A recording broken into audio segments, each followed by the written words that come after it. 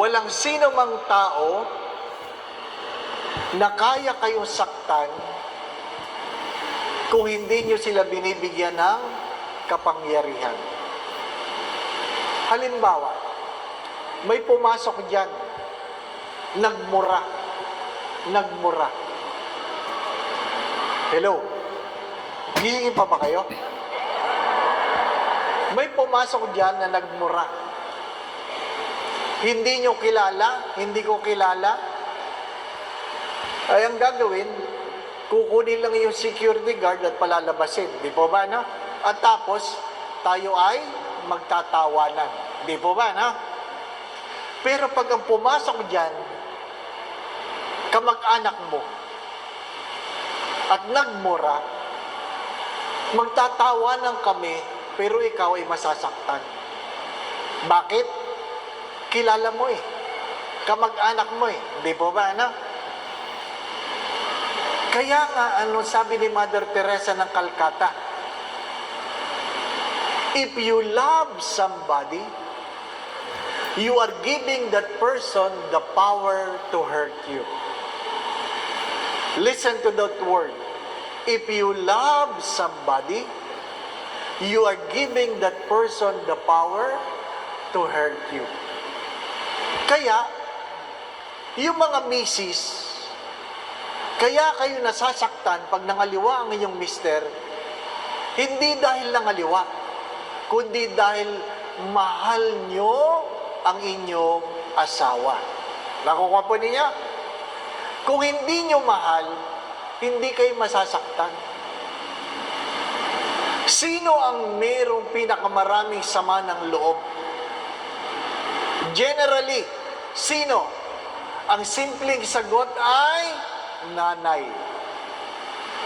Nanay ang mayroong pinakamaraming sama ng loob. Nanay. Bakit? Nanay ang nagmahal sa anak, laman ng aking laman, dugo ng aking dugo, tapos ako ay sasagutin lamang ng walang galang. Di po ba, na?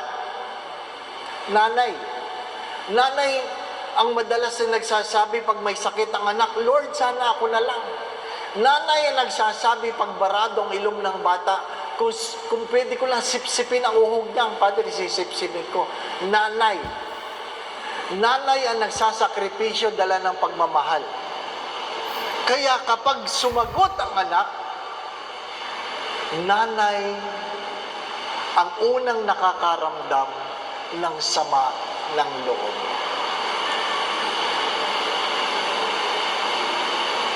Mga minamahal na mga kapatid, yung sama ng loob na yon ay kailangan mong bitawan. Not necessary. Una. Kailangan yung bitawan ng sama ng loob. Even before you're able to forgive the offender. Even before you forgive the offender, you must be willing to let go of the pain. Sama ng loob. Diba? Pag ikaw may boyfriend, may girlfriend, nagtaksil, masama loob mo. Bakit? Minahal mo eh. Di ba ba, na? Si Jesus ba ay sumama ng ang loob dahil pinagkanulo siya, pinagpalit lang siya sa 30 pirasong pilak? Ang sagot ay hindi. Sumama ang loob ng Diyos kay Jesus, ni Jesus kay Judas, dahil pinagkatiwalaan niya ito. Pinagkatiwalaan. Mayroong pagtangi si Jesus nang magkita ang mata nila ni Pedro, pagkatapos na itanggi ni Pedro na hindi ko yang kilala. Nagdulot yun ng sama ng loob. Bakit? Sinabi ni Pedro, hindi kita pababayaan. Hindi po ba, no? Hindi kita pababayaan. Marami tayong karanasan na nagdudulot ng sama ng loob dahil tayo ay nagmahal. Ano sabi ni Mother Teresa? I know I will be hurt if I love, but I rather be hurt than not love at all.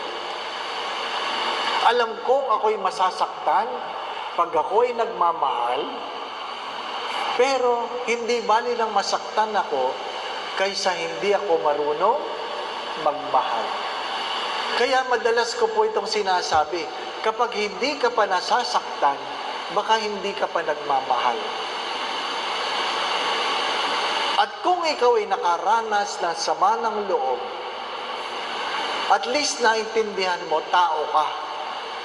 Hindi ka bato. Nakuha po ninyo? Tao ka. Hindi ka bato. Mahalaga yun. Ang unang panuntunan ng isang mapagpalayang pagpapatawad ay